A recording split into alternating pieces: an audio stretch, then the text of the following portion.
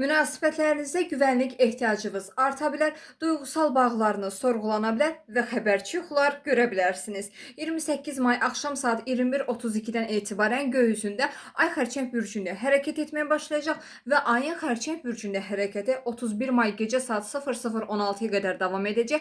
Bu müddət ərzində, yəni ayın Xərçəng bürcündə hərəkəti davam etdiyi müddət ərzində bundan ən çox təsir alacaq bürclər Günəş bürcü və yüksələn bürcüdə daxil olmaqla Xərçənglər, əqrəblər, balıqlar, qoçlar, tərəzlər və oğlaqlar olduğu üçün bu bürclərin 31 may gecə saat 00:16-ya qədər nələr yaşaya biləcəklərinə dair bir nəzər yetirdiyimizdə onu deyə bilərəm ki, duygusallığınız arta bilər, ailəvi bağlarınız güclənə bilər, duygusal dərinlik biraz hiss edə bilərsiniz. Eyni zamanda duyğularınızı nəzarət etməkdə biraz çətinlik çəkə bilərsiniz.